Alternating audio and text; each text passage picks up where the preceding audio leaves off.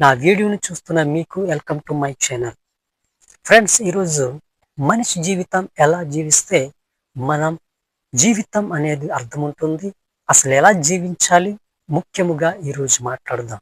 మనిషి ముఖ్య జీవిత విధానం అనే అంశం నుంచి మనం మాట్లాడదాం.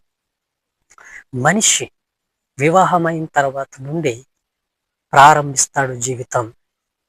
ఇదే రెండవ భాగంలో ఉన్నటువంటి మనిషి జీవిత విధానం.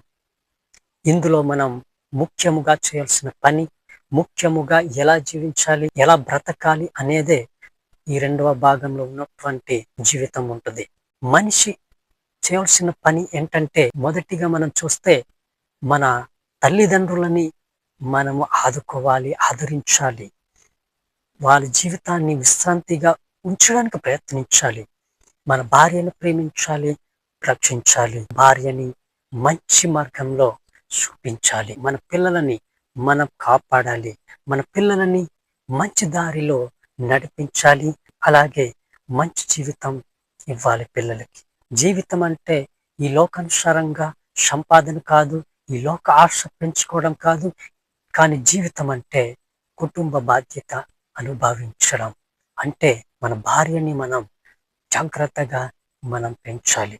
అలాగే జాగ్రత్తగా పిల్లల్ని పెంచాలి. భార్య పట్ల, మన పిల్లల పట్ల మనం అతి సమీపంలో ఉంటూ మన కుటుంబాన్ని రక్షించుకోవాలి. మన కుటుంబాన్ని మనం పోషించాలి.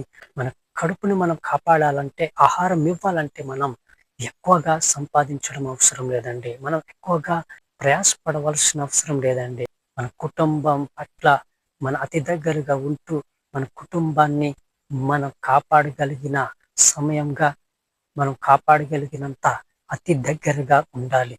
మనము ఏ క్షణం ఏం జరుగుతుంది, ఏ క్షణం ఎలా జీవించాలి అనేది ఆలోచించి మనం ముందుకు సాగాలి. తల్లిదండ్రులని గౌరవించి, ఆదరించి వాళ్ళని ఆహారం ఇవ్వాలి, వాళ్ళని అవసరత ఏంటో ఇవ్వాలి. అలాగే మనం దగ్గరగా కుటుంబాన్ని ఉంచాలి.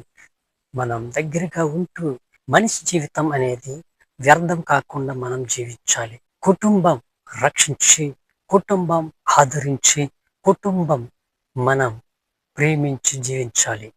ఎందుకంటే మనుషులమైన మనం పుట్టుక జననం మధ్యన మన జీవితం ఉంటుంది.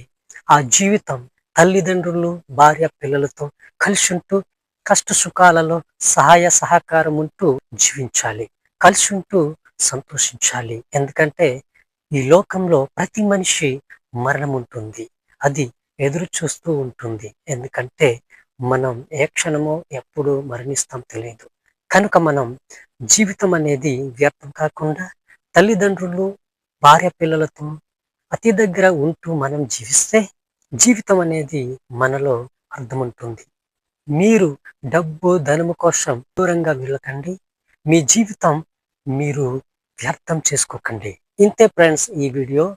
ఇంకొక వీడియోలో మనం మాట్లాడదాం. Thank you.